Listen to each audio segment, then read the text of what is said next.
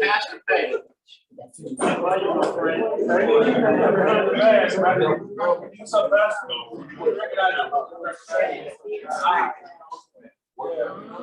going to go ahead and get started, everyone. Thank you all for coming. And we'll first take a moment and thank Mount Pisgah and Pastor Hauser and his staff for opening and welcoming.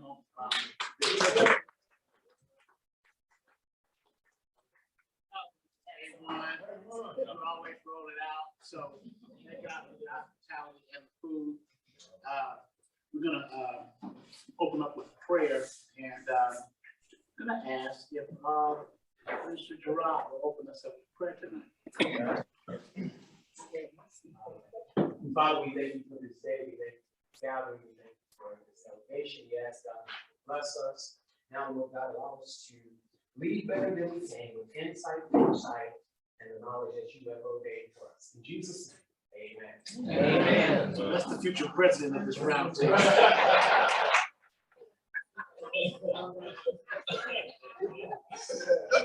right, look at the succession.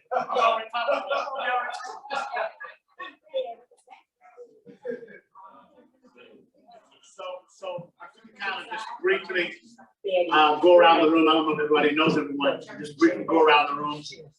Just tell us who you are, what organization you're with tonight, and then we'll move forward after that. So I'm going to start.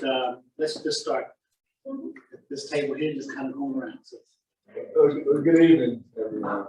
Al Braxton, I represent KG, and work with the board CPWI program. Thanks. With the whole staff, the Mount Pisgah staff has been unbelievable. Yes. Thank you. And everything we do. So I just want to acknowledge that. A couple of them kind of get on my nerves.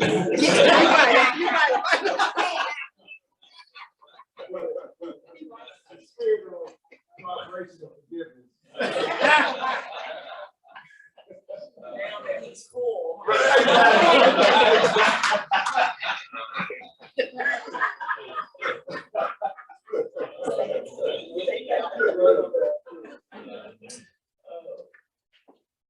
Pastor French, Michael French, New St. Mark Church of God in Christ. And I'm glad to be with the Roundtable and enjoy the wonderful food and fellowship. Thank you all. I know we are. Rod Hubbard, Mount Pisgah Baptist Church, and then no lines action. Minister Corey Jones, Riders LLC, and Kingdom Department. Also, I'm a program assistant at the VA hospital, the chaplain service. And this is a nice group. I'm excited about the conversation. I'm glad to be here. Reverend B. Howard, pastor, Mount Pisgah, part of CPWI. Part of this organization is thankful to be here tonight. Good fellowship. Pastor David Baker, New Vision Missionary Baptist Church, pastor of Baptist Ministry Foresight Alliance, and co-chairman of the Southeast Neighborhood Development CDC Community Development Corporation. It's good to be here and part of the CPWI. Good to be here. Great fellowship. Good to be here with my brother. Pastor David Page, New Baptist Church. Pastor Brian Show, Shiloh Missionary Baptist Church, part of the CPWI Roundtable. Good to be here. Looking forward to continuing the progress we've been making. Brian Hudson, pastor of New Covenant Church on North Keystone. Came a little late, I'm up to speed now. Roy King, pastor of CPWI. Nobody got that.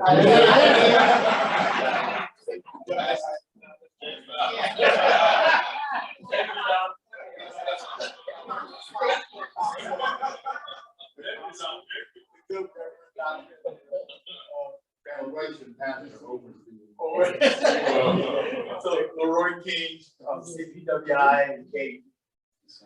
Steve Garner, member of Mount Pisgah. Loretta Farr, Overcoming Church. Glad to be here.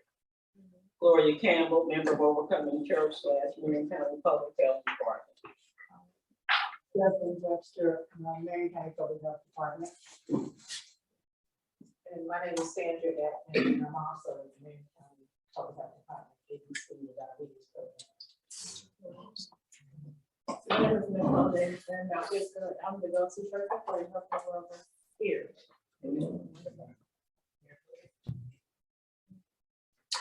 I'm Mary Lewis from Mount Vista Baptist Church. My pastor is Pastor B.E.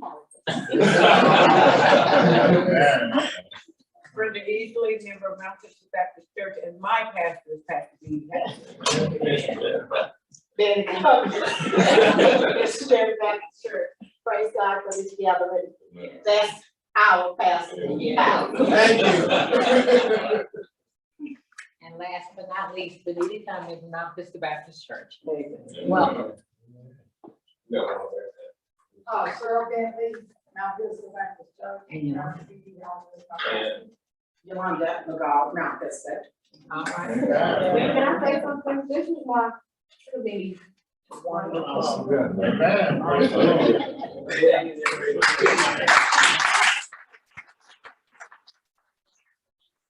Have the saying in the community that Mount Vista always rolls deep whenever they show up here. So let's be careful what we say tonight. If we want to get out of here in one piece. So we're grateful for you all. We're grateful for the opportunity for just to come together again. A shared vision means nothing without a shared value.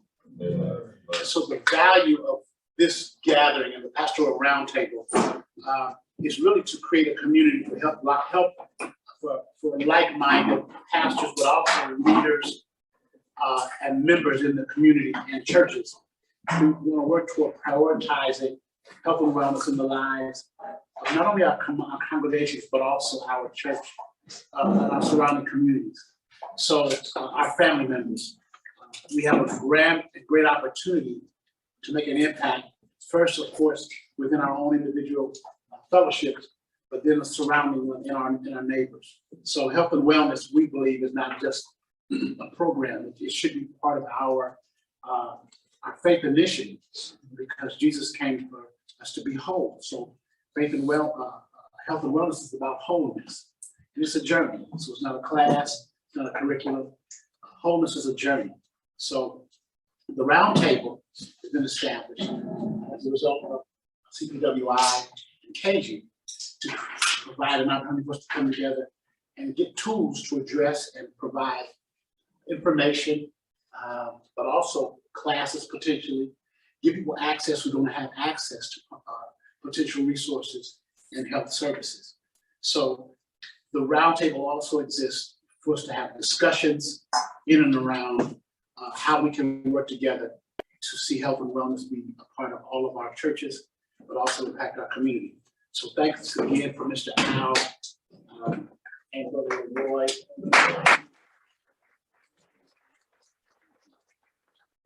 So at this time, if we can have some, and if you notice, we have not just faith, we're not just the faith community here, we also have the health organization with us. So I'm going to ask if Sister Deborah would give us an update on COVID-19.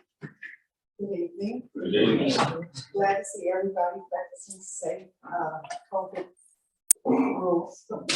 I also have Sandra Edmond with me. She's going to speak after me, if that's okay, about the answer to that. So COVID is still here, still real, still going.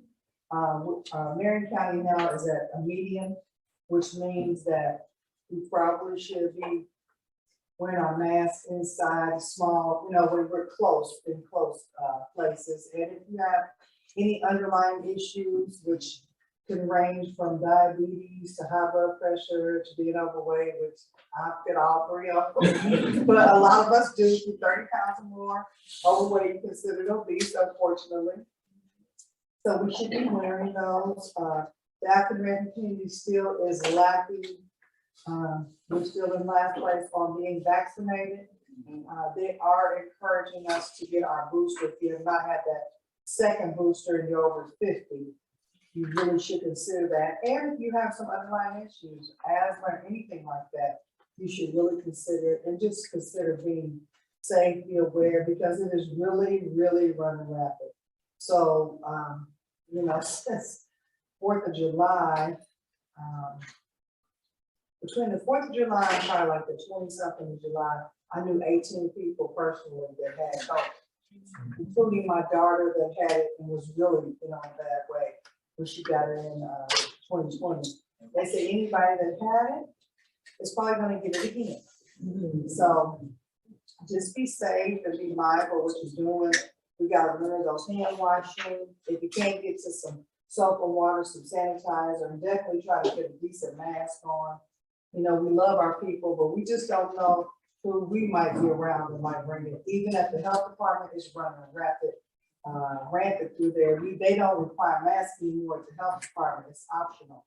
So I know of 10 people, you know, on one floor that have had it since the 4th of July. So it's still out there. Some people are still passing. You know, the news, they don't want to put it out there because they don't want to mess the economy up, but it's out there. So try to get your booster if you can. There is another booster coming out for the Omicron variant. So they said that should be out in October. You should consider maybe getting it. The younger people could probably wait for that one, but if you haven't got your booster, I had all mine. So just try to get that. Also, with that being said, I'd like to say that Pathway Resource Center, which is on 10119 John Marshall Drive, is having a Be Alive, the Party Side Community Day on August 27th. Marion County Health Department has partnered with Eskenazi. There will be vaccines there. I have some flyers here. I do have some yard signs if anyone wants to put it in their yard. I was gonna put one about at school when I leave here, put one out front here. And it's gonna be a pretty big event for the party side. They have a lot of resources there. Pathway Resource Center actually sits inside of Amber Woods apartment. So if you know anybody lives on this side of town, that's gonna be a nice event. And if you don't know someone needs their vaccine, you know, at this point, they're talking about trust. I mean, it's 2 years in, almost with the vaccine. And so just tell them to, you know, think about it, because people are still, and the long-term effects, the people that are suffering with things that they get, they may not have COVID that bad, but the long haul is what happens after the side effects that you get from COVID have really been showing up in a lot of people that I know now having kidney issues, on dialysis they weren't before they had COVID. So it's just something to think about. Thank you. Thank you, yeah. Oh, I'm sorry, yes. When the Omicron variant booster comes out, how are they going to announce that to distinguish when that's available? I'm sure that we will get information on it and they'll have it on TV just like the other one. They were kind of quiet on that second booster, but on the CDC calls that I sit on weekly, they let us know, and like the health department, if we have it, they will let us know, and I'll be sure to get the information out. Because a lot of people didn't know that second booster was out. But they just didn't advertise it like they should have. I knew because I worked in the health department. And when I got my flu shot, and I must say the flu shot's important too. I forget about flu as well. I got my flu and my booster at the same time. When I got that first booster, I got my second booster in May. So remember that flu shot as well. Any other? I have a question. How would you suggest talking to people or asking people if they're vaccinated without them getting offended? That's hard for me. I just, you know, like an employer has a right to ask somebody. And for your own safety, you know, I asked people, I was at a family gathering around 4th of July, and my little cousins, I said, before they sat down next to me, I said, are y'all vaccinated? They said, yes, ma'am, we have to go. I knew the grandmother was a nurse. I was just testing the waters, you know. And she said, yes, ma'am, we are. But still, you know, some young people are kind of, you know, they're feeling with their friends and stuff. So yeah, you have to be here. Some people are really offended, I mean, but you have a right to ask them for your own personal, and an employer has a right to ask. Now, some places they say they can't, like at church, for instance.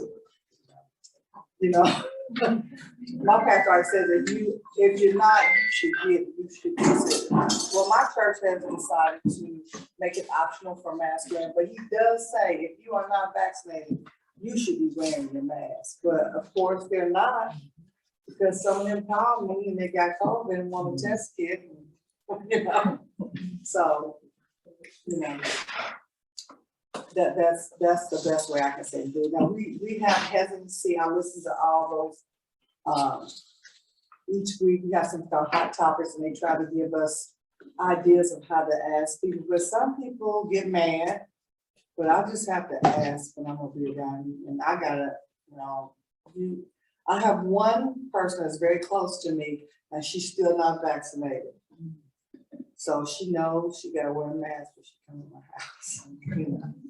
Yes. Is the health department doing any kind of study to determine the percentage of unvaccinated people who are vaccinated by infection? Who have immunity? By infection, yes. No, I can look into that to see how many, but immunity doesn't always last. They say you can have it, but after a while, that's why they say if you have COVID, to wait before you get your vaccine. Some people say wait 3 months. Some people say you can get it right away, but I'm not a medical doctor, so I can't advise people on what to get. I always tell them to ask their doctor, you know, how long you should wait if you just had COVID. I know someone that just had it and they were going to get their vaccine. She said that their doctor said, you'll get sick if you get the vaccine right away, so you should wait. So they did wait. And now people are staying positive longer for some reason. Well, they said this particular variant, Omicron variant, is pretty, you know, BA5 is pretty low. It's more contagious, you know.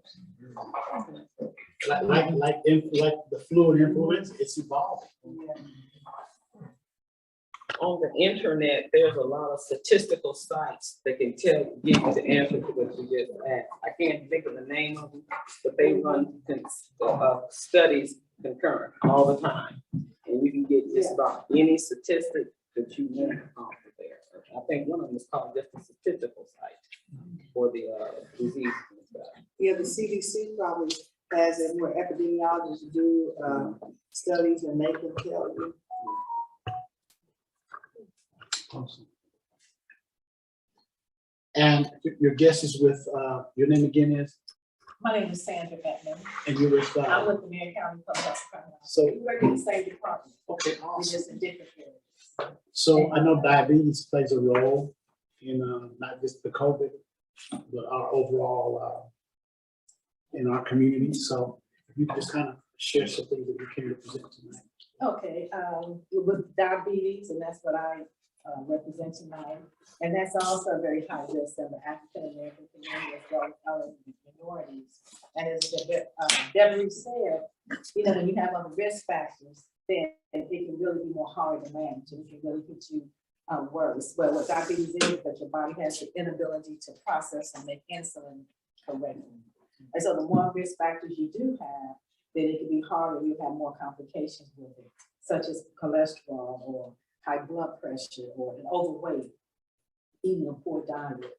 And poor diet and overweight is probably one of the two most, you know, highest risk factors. And then there's also risk factors that we can't change. As we get older, we're all at risk for getting diabetes. You know, so we have to really watch those things. And one of the most things that I've been doing this diabetes for about 15 years is to allow that people just don't know the information. And so we have a free diabetes classes, and it's a comprehensive class. It's a 4-week class. And it's composed of a nurse, a registered dietitian, we have a health educator. We also have a pharmacist that comes out. We have a dental assistant that comes out. So we can get a lot of people that come from the other entities in our department to help with it. The first class tells you what diabetes is. It tells you about the risk factors. We have a pharmacist to come in and talk about the medications, and she'll go over each individual medication with you.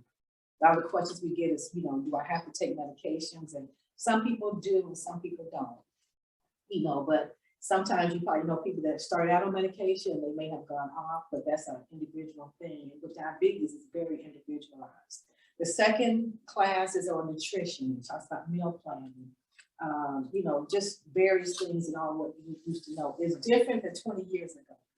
The diet is different. Now you can basically eat what you want. They found out that it's not so much as what we're eating, but it's how much we're eating. So that's why you see so much on the TV about portion sizes, you know, just serving sizes and sodium. Sodium now is outside in the community, I should say, in stores.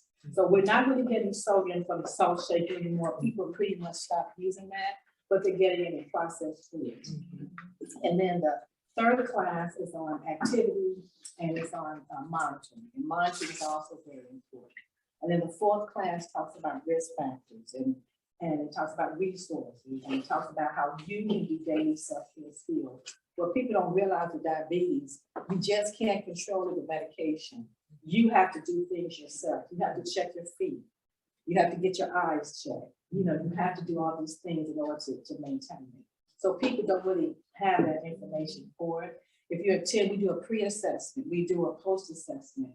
You also get to meet with the nutritionist, and I'm one of the registered dietitians. So I meet with you after the class free, and I can talk about your diet individualized. We also do presentations that the nurse and I will come out, and we can also talk to you, maybe do different health fairs or just, you know, individual. So it is a comprehensive class, and then I also call people after they've had the class about 2-3 months to follow up to see if they want to change their goals. If they, you know, they can also take the class older. Right now we have both online and in-person classes. Before the COVID, we only had in-person classes. With the COVID, we started online classes. And that seems to be more popular now than the in-person classes. So we do both of those. 1 month we do the online, and we do the in-person classes. I have a brochure talking about the classes for the rest of the year. Our next class is going to be at the Haskell building. We also do 4 evening classes a year. And we're in Marion County, so we have to go all over. So we might be on the east side, on the south side, on the north side. But we have our classes this year. We're trying to get more in high-risk areas. We had our in-person class, it was on Hallville. No, our first class, I'm sorry, was at the library right down the street, right in March. And then eventually we'll be at in Hallville, and then next month we're going to be at the Haskell.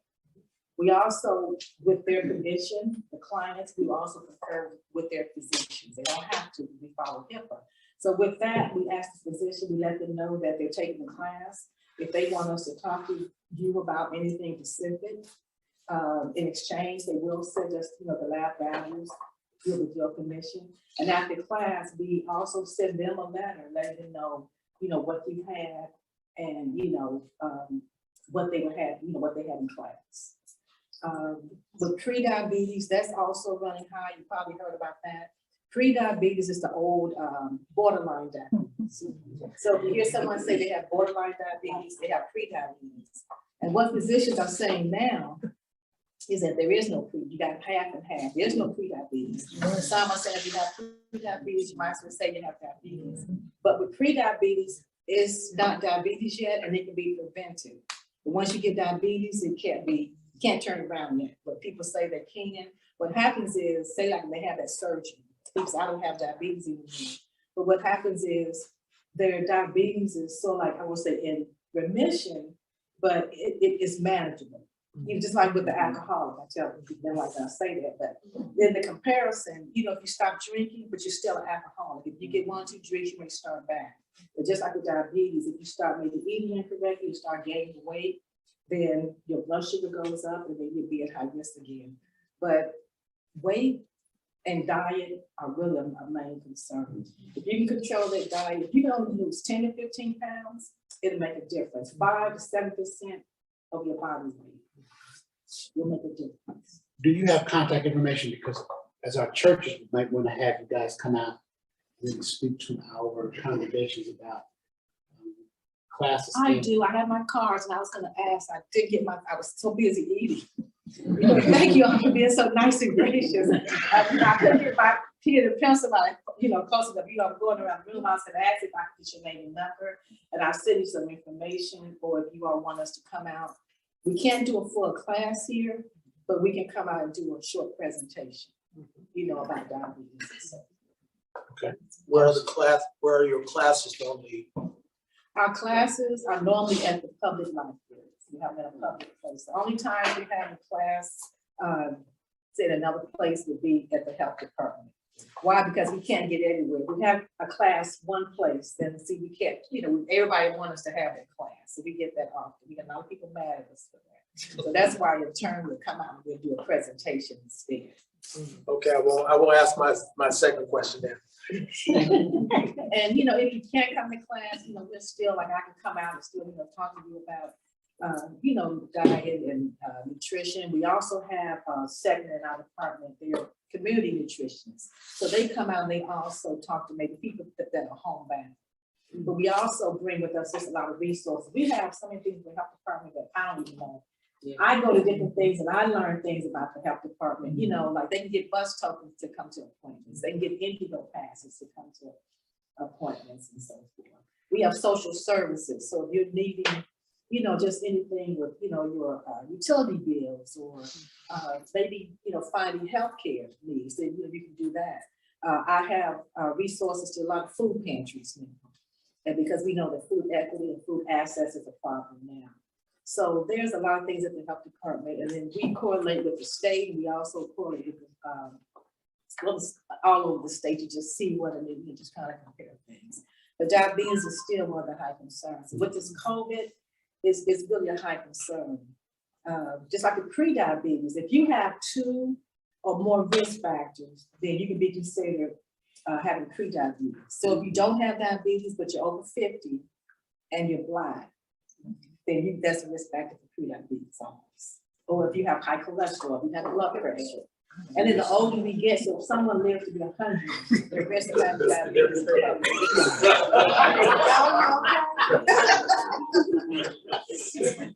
It's time for me to go home.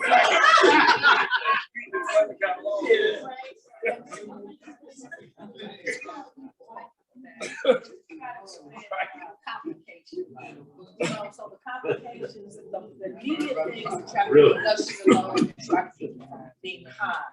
But in the long term, the more your diabetes is out of control, the more at risk to get, say, eye disease or kidney failure, heart failure. And most people do not die from diabetes. They die from heart disease. It's still the #1 because it affects your blood circulation. And that's why smoking is one of the #1 high risk factors. We have a cessation program in our department, so they can go to that if they're smoking, because smoking is a circulatory disease, but diabetes affects the circulation. So there's just when people know these things, as Oprah always says, people do that, right? But people just don't know. Right. And I know for a fact, being African American, when you go to the doctor, they don't tell you everything. They just kind of tell you to eat healthy or exercise, but they don't tell you what to do. So we do have different things that we have. I don't want to take the whole video. That's what I learned. I have diabetes, not problem diabetes. It's from that class. My doctor just gave me the medicine and some books. But that is really a great class. And Hasbrook is the health department, where the class is going to be in September. That's at the health department. Where's Hasbrook located? It's the main building, 3838. We just that's call called it. Hasbrook. Okay. That's the But I was just The gonna Rural Street building. Is there a portal for signing up for the class? I'm sorry, you said, how do you sign up for the class? Is there a portal? She's got it on that card. It tells you. Yeah, I'm gonna pass these cards around. It has all of our classes up to the end of the year.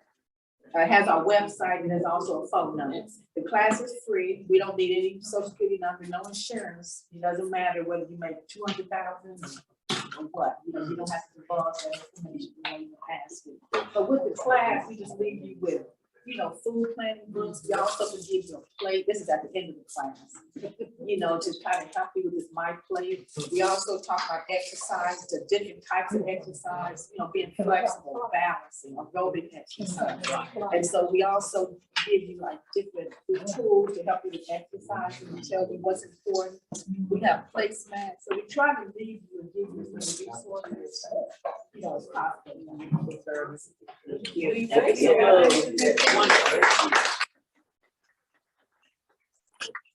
One more thing, you don't have to be a diabetic to take the class. It's open to anyone with diabetes, pre-diabetes, a family member, it's just someone who wants to know more about diabetes. Awesome. And hopefully, make sure we get that information so you can have and make it available to your congregation. Thank you so much. And hopefully this, we can establish more of a partnership if you are a regular, like Ms. Deborah Wright. The next part we're going to go into is the actual overall, the health and wellness ministry itself. And I was going to ask if Pastor Show would just speak a little bit about where we are in the. I missed the meeting. What y'all decided to do? Also, just one more thing, if you'd like to have some extra of these and you want to put in your churches or different places, I can give you those. Okay. It's up, Awesome. So just maybe just give an overall about the overall health direction. So community pandemic wellness initiative was started by a grant through KG and Leroy led this to this point. But what we want to do is grow beyond where we've come to.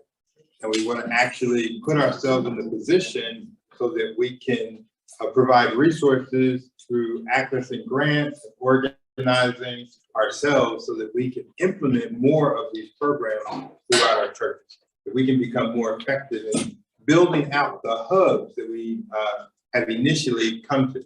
So the first 2 years that we've been working in this, I believe we've come up with a great plan to develop hubs around the city and then to operate from those hubs. But we need to kind of organize now because the, I'll say the seed money that was used to initiate this was based on COVID and the American Rescue Plan, I think, with some funds. CARES Act. So there was CARES Act funds that were used to get us started. But we got to move forward, and we've got to move forward together. So we have put together some documents to form this into an actual organization, and then put some plans together to how to implement so that we can be a resource to the churches, so that we can be a connection to the community, so that this hub dream, the dream of having churches be the hub of community wellness can be accomplished. Thank you. And with that said, I'm going to turn it over to Mr. Roy King, who can talk a little bit more about the hub concept. Hello, we have Pastor Moreland, and there was somebody else on there. Hello, Pastor Moreland.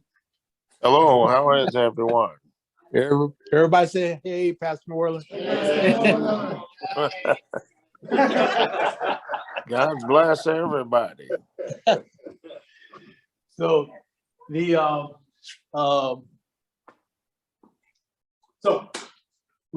so some of the activities, thank you, Pastor Shaw, first of all, for that was great. I can go home now, I can go eat some more, and then I am ready for the rest of the day. But we really, some of the activities that we've done, since we've been doing this for 2 years, we've been doing health and wellness fairs, we've been doing health checks, we've been doing a lot of things around education, right? And even with this roundtable specifically, a lot of great things. We really want to rev up the activities around churches being community health and wellness centers. And so we've been doing some, we've been moving closer and closer to that. But one of the things that we've done is we've,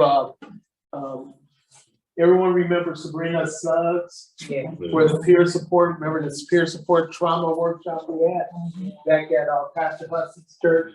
And we had about 50 people there, about 33 people were excited, said, I'm in for next.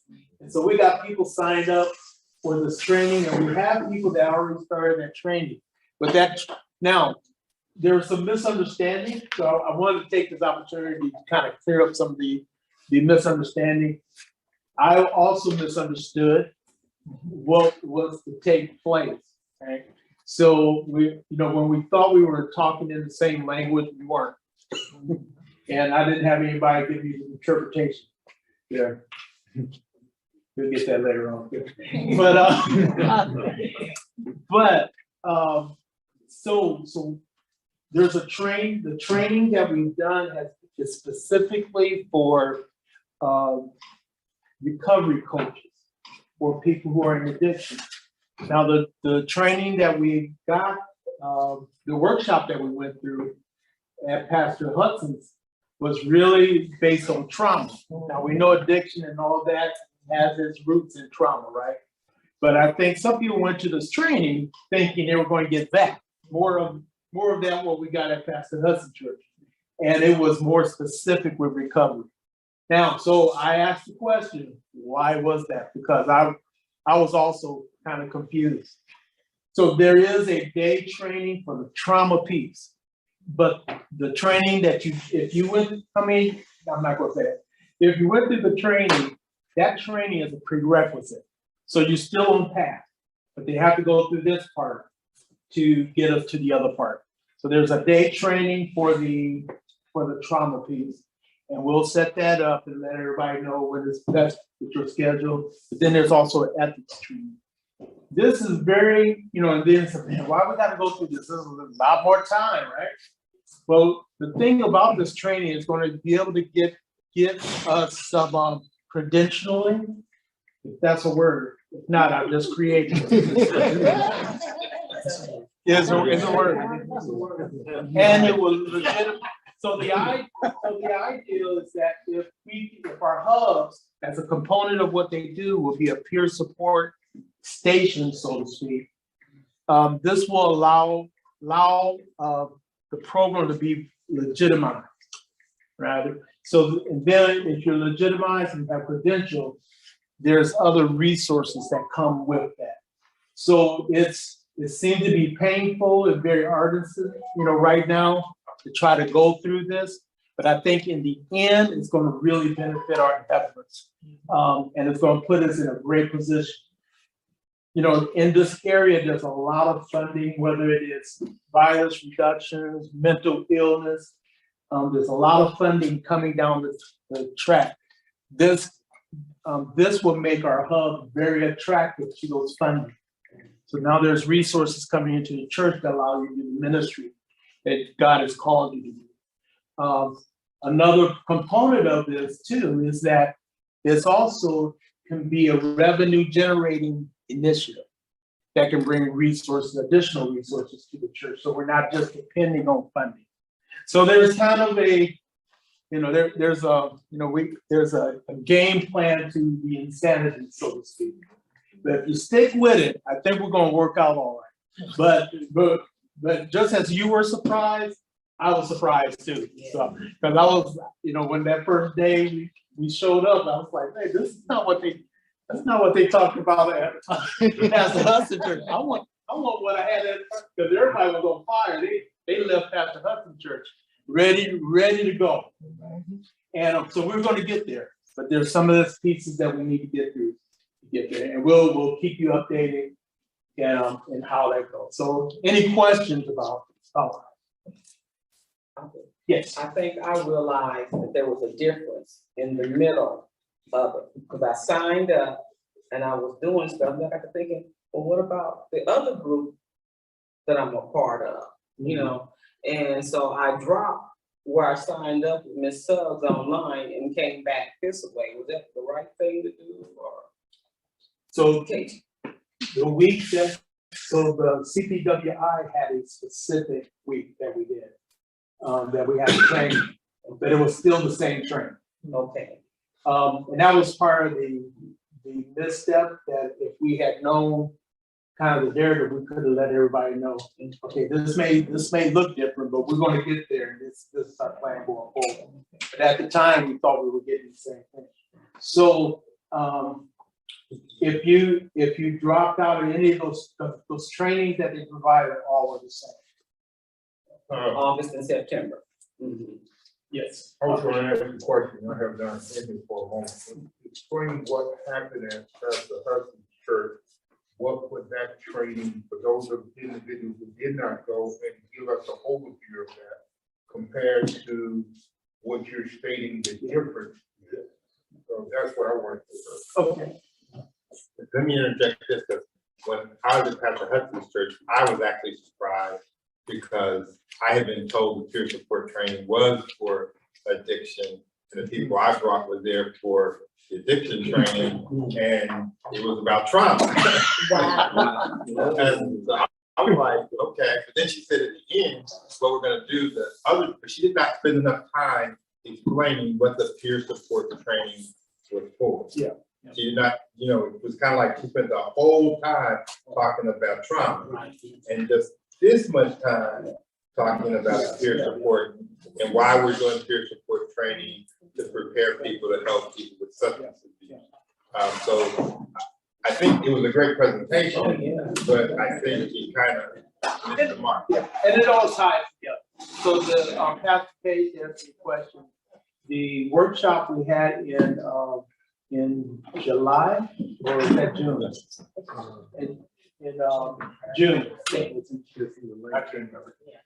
We had Sabrina Suggs come to our group, our roundtable night, and actually do a workshop on peer support, on this peer support program. And it was based, her workshop was based around the effects, the impact of trauma on mental illness, health, on Black, specifically Black and brown communities.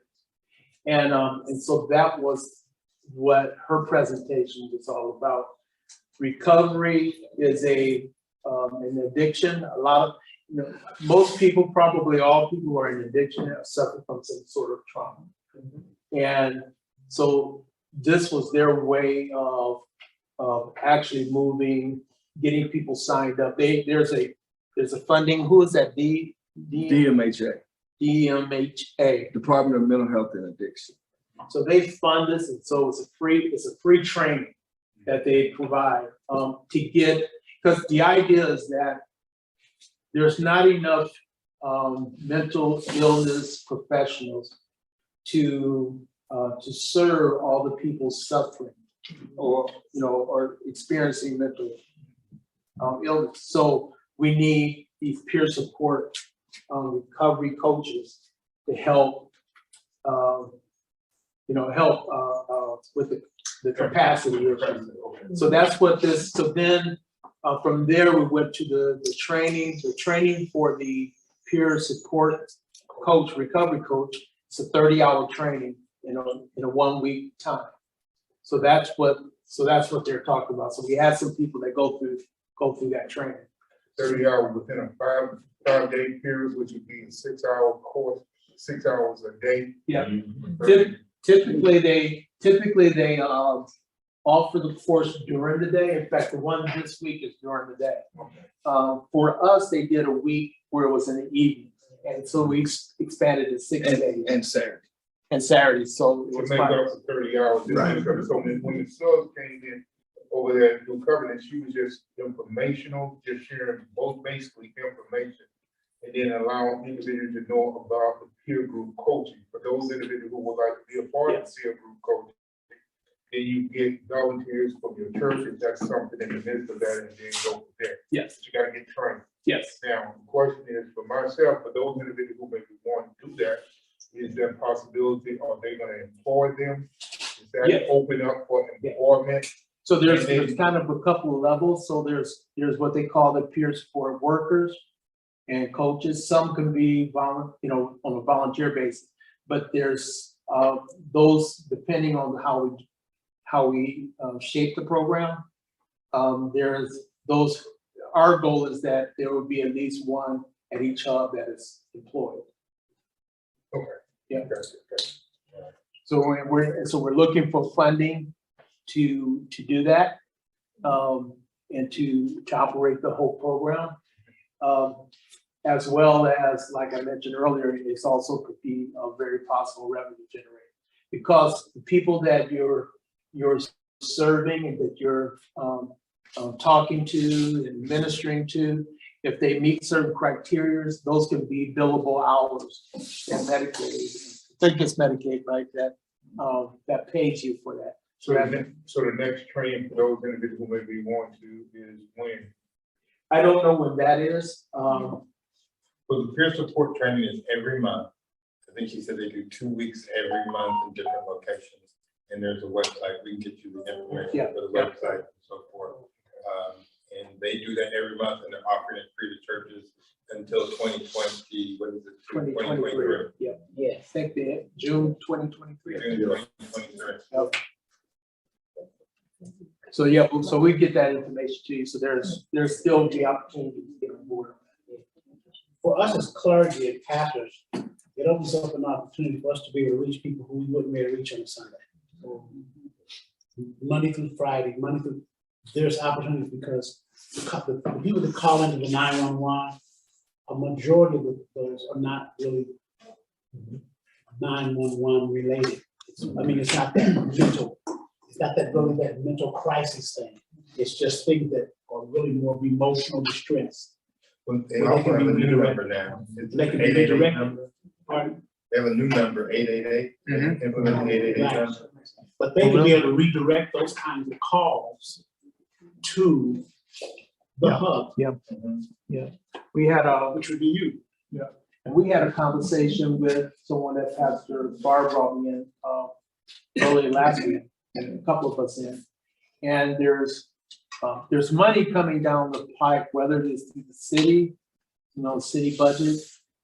They're looking for whether it's mobile health and wellness, mobile units for response instead of having a police response, maybe it's a mental health response. There's a lot of things coming down the pipe that are like that. There's some funding. I think the Elevation Grant has some funding with that. And so if we get this in place, we are already positioning ourselves to actually be recipients of some of those funding to support and sustain these programs. Because most of these people are unchurched.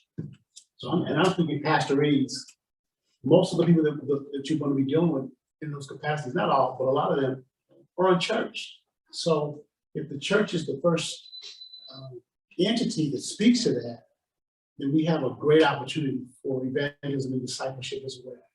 This is essentially outreach ministry where you don't have to go knock on doors.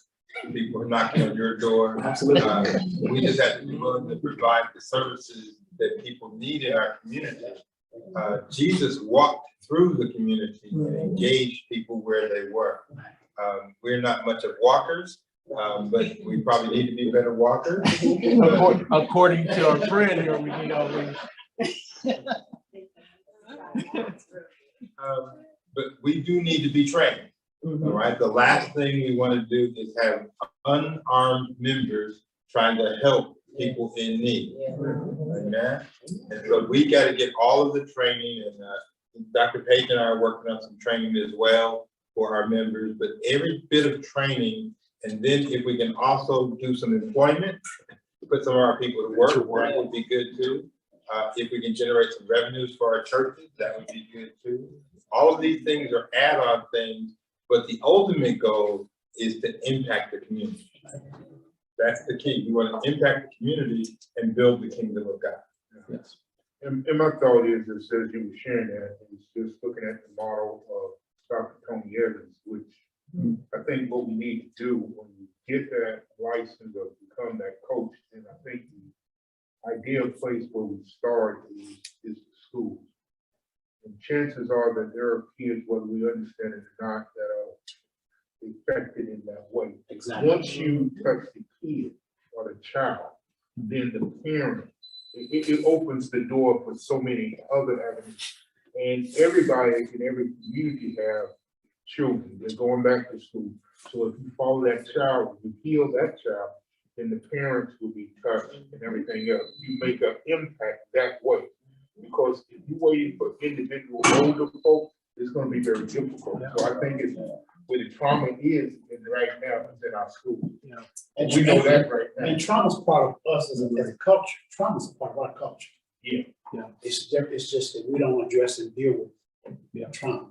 Yeah. We bury it, and so that becomes another opportunity. The church ought to be a place where trauma can be addressed so that it's on the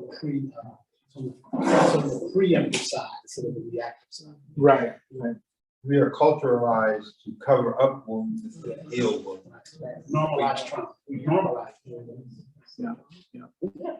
So I think, and that was one of the things you mentioned about being preventative. That's one of the things I mentioned to Sabrina Suggs is that,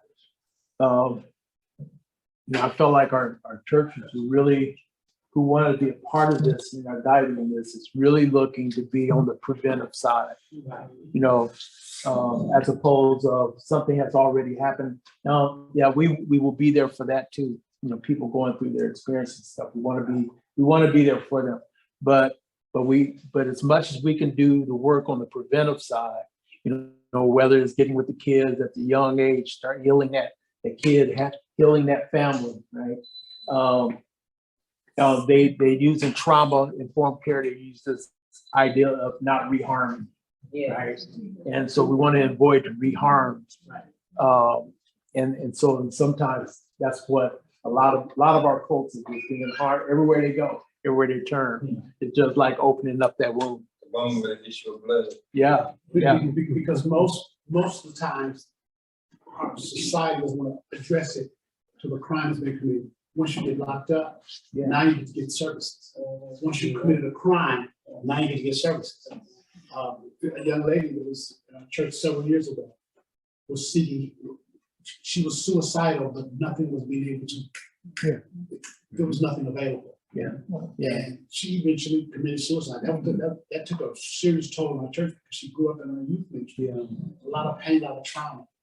And so we have an opportunity not just to keep letting that slide because they were limited in what they could do until either a crime is committed or there you are. And I think these hubs are perfect places for this ministry because and that makes it very attractive because there's already embedded community. And that is a very needed support mechanism in helping people move through their trauma, right? So I think if we could get these programs in place, these hubs can be very attractive and in a strategic part of really building this community. So, yes. Hey, Dr. King, I have to ask the big elephant in the room because most of all of our churches that are sitting at this table are in African American, somewhat African American community. I think I'm the oddball of the whole group, right? Because I don't have any African Americans around my church. Around my church.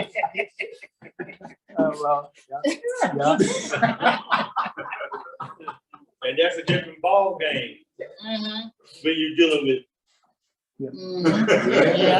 But they're experiencing trauma No, too. I understand that, but see, they will admit they got right. They have trauma, but they ain't gonna come to this black preacher or this black church because the mentality of them is they are above us.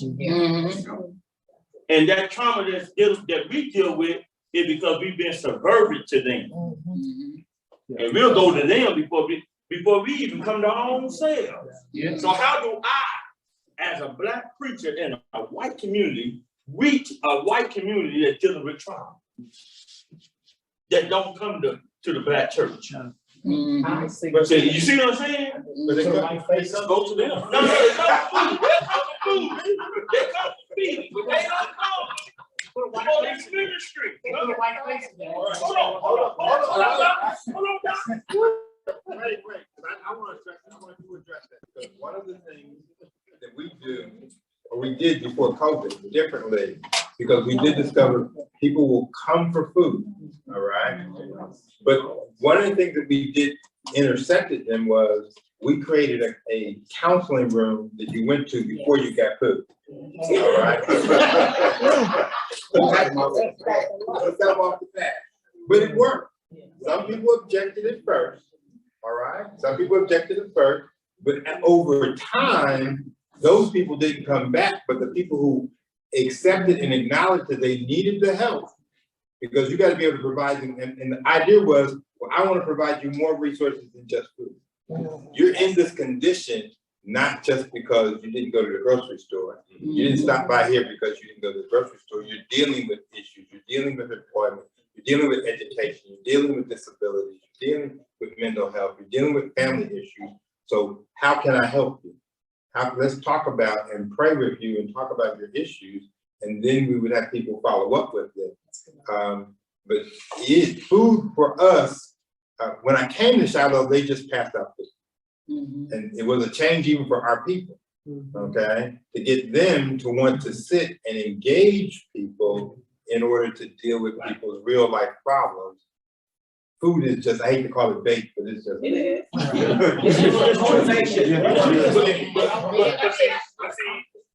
You're right. But for me, y'all don't have a problem reaching. But still, you're the gonna African American community.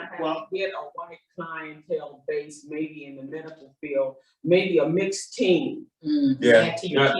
That's hard to. Well, I was gonna say that I'm currently in school. And our social work department is highly populated with Caucasians, right? And I typically challenge them, particularly on why they do what they do, because you notice when you look at social work, you're not getting cases of your Caucasian counterpart. You get, the Black cases typically. And so when you look at social work and how it's typically an underpaid field, but it's overworked. Yes. These people, particularly in that field, have to continue to expand education in order to get a wage, right? And then some of them still, by having all the education, don't have opportunity.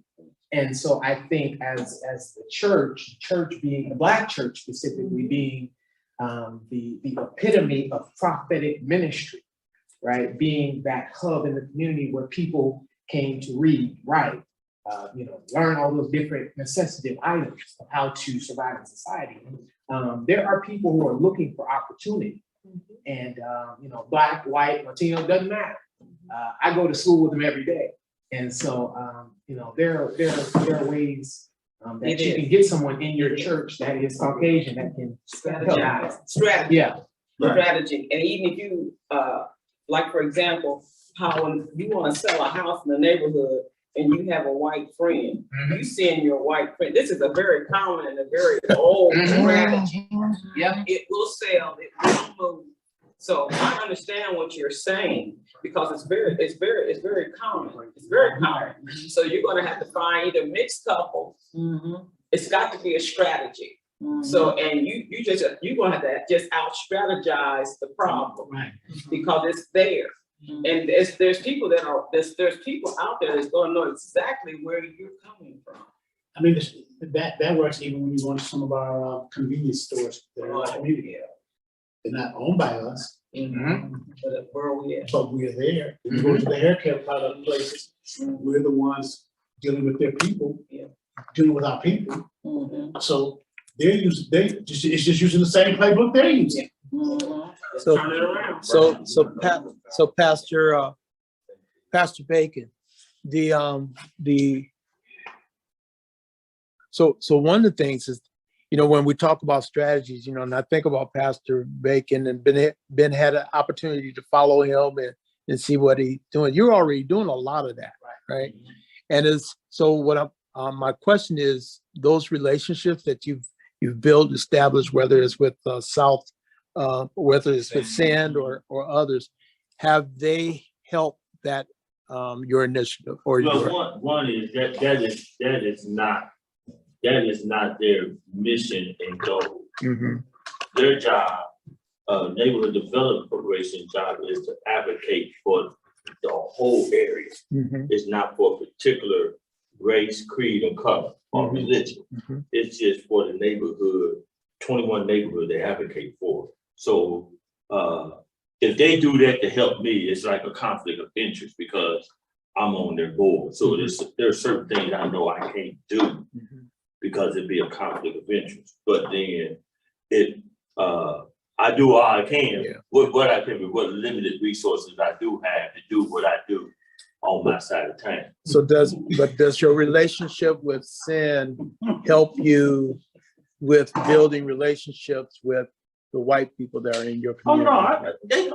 As Dr. Show said, food is the bait. I get them in there.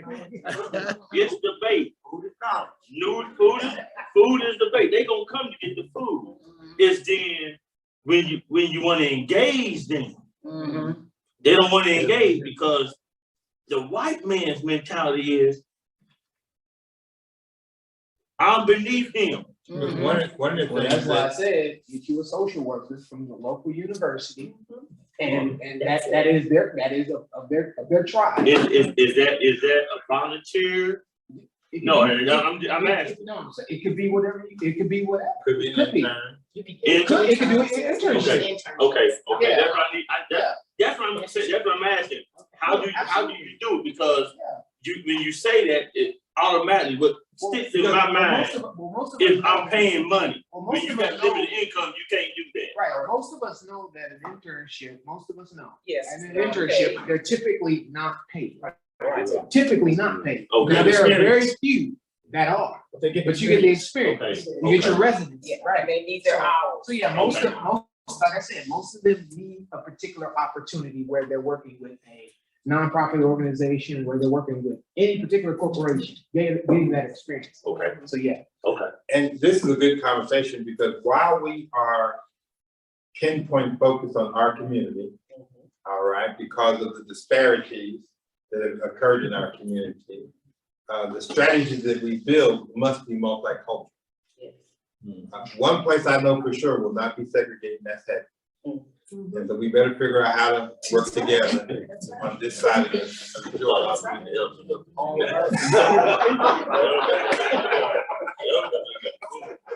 don't see nothing there with you. The reason is because we are trying to do things in our community, specifically for our community. I know the hour is getting late, but I have a really important question I need to ask. I'm going to a meeting on next Thursday, and it's a meeting to discuss the disparities around our community's participation in clinical trials. We know we have a historical rebellion against participating with those people, poking and prodding us and testing stuff out on us because we don't trust them. The problem with that is, this historic level of distrust is not benefiting us anymore. Because now we're still, how many of y'all still taking medication? And all of those medications were tried out on somebody else, not like this. And if you have side effects, that are unregistered, you actually are in a clinical trial anyway. Right. Just not officially and not being monitored and not properly being evaluated. Look at all the things that have been retracted. People that have already died. We were already the guinea pigs or whatever it was. And so we've got to figure out, and I'm going to a meeting, and this meeting is specifically about what are the strategies we can develop to help enter the Black community so we can develop better medications, better treatment for Black people. But it's going to be hard to do it if they won't join the trial. So, is that going to be at Ivy Tech? No, that's going to be at Lilly. There's another one. I'll send it out too that I'm going to go to on the 15th at Ivy Tech from 5 to 8. I think, Pastor, what you said, you asked us, take the medicine, raise your hand. Everybody's hand up. So then you come back, well, if we got to take this medicine, is the medicine calibrated for us? You have to have trials to determine that. Well, that's part of the CARES Act. Not the CARES Act, but Obamacare. That part of the stipulation and funding is coming through for health disparity training and clinical trials. So that one, there's one, like I said, at Avitech, with all the major clinical trial companies are going to have displays, and they're inviting folks to come in to have some of the same discussions. So and that's why I'm going on behalf of KG and another organization. But I'll send that invite out, to everyone, because there's a big medical group out of Atlanta, a Black African American medical group out of Atlanta, that's all over the place doing these clinical trials, and they've approached a couple of docs here, to do some of the same things. So it's an interesting topic, and they're going to be hitting the pastors up like everything else. Like what you're going to be doing. The question is, what do our people think? That's why I'm asking the question to our people. Yeah. They want to know, we're as pastors just conduits of information. I got my own idea, but it doesn't matter what my idea is. What matters is what are your ideas as members of the community. But pastors, Black pastors are influencers. Yes. That's why everybody's after. IU's got this huge, pastoral program just for everybody is doing it, which is why we're sitting here doing it.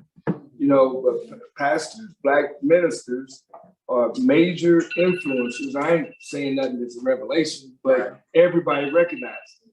Yeah. That's no secret. Absolutely. And that's why committeemen and representatives are pressing into the Black neighborhood to hear from.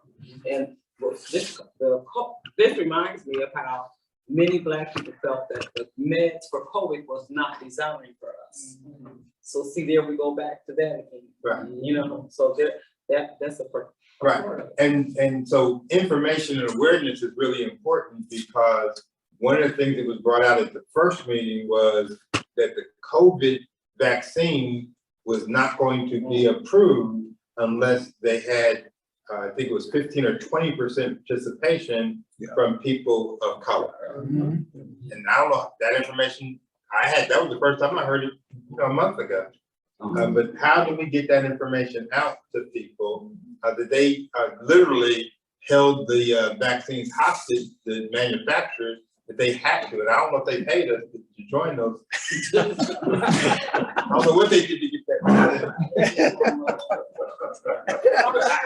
gonna be one of my questions. Where do you get 15% of Black people be tested with COVID? Yeah. I heard, I watch the Financial News Network, right? And all of these white people are talking about trying to get in the clinical trial, so they want to be the first one to get the vaccine. Right. Yeah. We talk about how we're not gonna take it. It was more white people there getting shot than it was, because they ran out of there. So I think that they get homeless people, drug addicts, who financial gains. I know friends in my past that they love the studies. Right. And they were not very concerned about the repercussions because they were after the money. Yeah. But what in our consciousness can change our culture to really, because this is really in our best interest. The truth of the matter is, I resisted taking medication for years, but my blood pressure got to the point where I couldn't resist it. You know what I'm saying? Yeah. You don't come, and I had to go through 2 or 3 to get one that didn't feel like it, right? Yeah. So, it's in our best interest for the next generation to change this thing around. And that's where a lot of awareness and one-to-ones. You're not gonna reach it by this platform you're talking to masses. You're gonna have to have one-on-one conversations to see why people think and feel the way they feel. It starts with one-to-ones. And that's why we have to be able to equip and it's gonna be reaching. And it's like the church announcement. People check out after the second one. They come up after, when's so? We just had it up there. You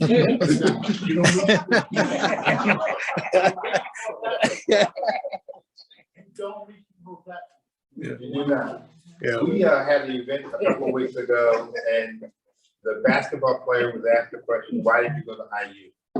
He answered the question this way. The recruiter called me or my mama and daddy every week. I felt like he cared. Consistency. And it's real simple. We either want to invite people with emails and texts, but it's really personal communication. Yeah. I did it, you can do it. That's right. I did it. One-to-one. You go with me, I'll take it. Let's go together, you know what I'm saying? And I share that because perfect example is Absalom. Absalom sat outside the gate of the city. Yeah. And talked to people individually that want to see David. David hasn't had time for you. Yeah. David's too busy. Yeah. I got time for you. And the Bible says he turned the heart of a whole city by doing one-to-one conversation. Those are what you got.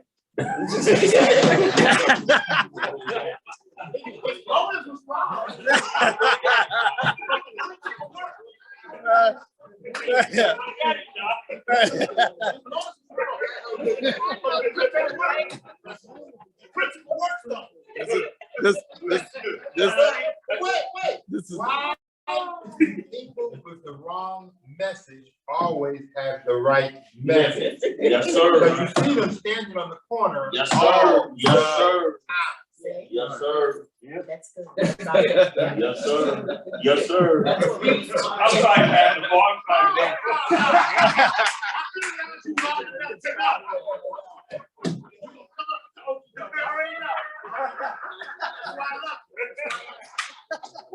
We got to bring this to a close. This has been good stuff. And I hope and pray that, as we're preparing for our next, we can talk about what next is and when on our next meeting. I hope everyone is on the mailing list. If you're not on the mailing list, make sure you get your information. And we get your information as well. Does she have I passed the card. I don't have it. Okay, I'll get, can I get the card? But we're going to adjourn. Thank you for everybody for coming. You want to mention anything about tomorrow? With the Faith in Indiana thing, you want to mention anything about The that? revival, revival tomorrow. Thank you. So there is a social justice revival that starts tomorrow. It's at Tabernacle. It starts at 7 o'clock tomorrow night. And then it continues again Saturday morning with a breakfast and all day Saturday. It is basically speakers are coming in to speak about how to make social change in our community. And so it's all about social justice and social change. And they teach churches how to use the one-to-one approach. You want to build power, they teach you how to use the one-to-one approach and train you to do one-to-ones. That's really the key to effectively moving.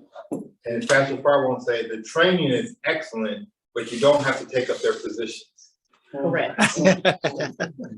They want you to take up their positions, and they're training you so you can use these techniques for their positions, Absalom. Yeah. But remember, there's a difference between the method and the message. And there's nothing wrong with learning good methods, even from people who ain't got the right method. Because the principles are always transferable. Right. Yes. Everything is used in a secular context. If it's a kingdom principle, it can transfer into our individual faith churches because they work. It's just that they use them. And if we would learn them, then we can teach them to others. Yeah. But if we don't learn them because we don't invite with those people, then we can't teach to each other anyway. And there's some social movement justice things that can definitely benefit what we're doing. Absolutely. So there's some things we can agree. Yeah. So I have two announcements. okay. For any clergy that's at the table on September the 12th, after our ministers' conference meeting, somewhere around 8:15 at New Vision, IU School of the Neuroscience facility for IU is sponsoring a dinner for pastors and ministers because they want to talk to us about Alzheimer's and sickle cell anemia. Those are crucial issues in the African American community. And what's that day again? September the 12th, that's the Monday after Labor Day. Okay. And then, October, and New Vision, yeah, they paying for the meal and everything. So come, don't come.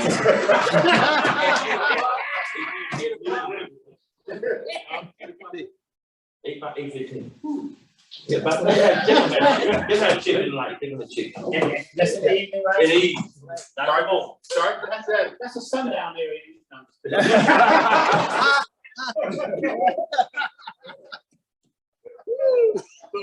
But then October the 15th,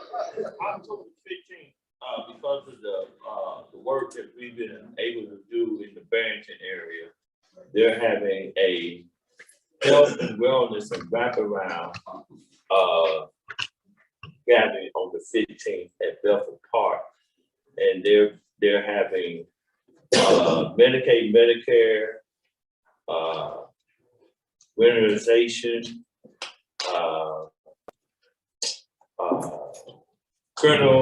prepaid funeral services, health and wellness. You have a flyer? I don't have a flyer. I'm giving you what they have in there. They don't have a flyer.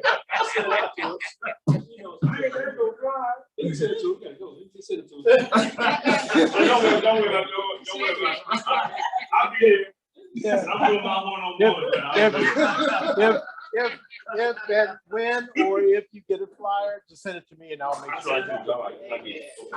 Chris mentioned the community day at Amber Woods with Pathway, but prior to the community day at 11 o'clock, leaving Cafe on 38th and Post, there will be a peace walk, inviting all pastors and the congregations to come and walk for peace, gun violence awareness, violence reduction.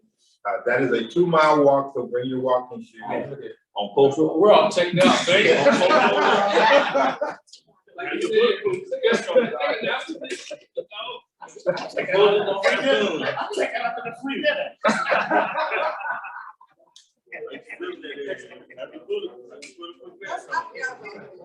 So, listen, thank y'all. We're gonna go ahead and close it, but thank y'all for coming. I'm gonna ask Dr. French if you could close this out for them. Kind Father, we thank you for this evening. Thank you for the wonderful food and the fellowship. Thank you for the planning. We ask you to bless each of our churches, bless our members, bless us as we go safely to our homes. Keep us, bless the city of Indianapolis. Let there be a spirit of peace and love and joy. In your name we pray. Thank God. Amen. Amen. Thank you all. Thank you.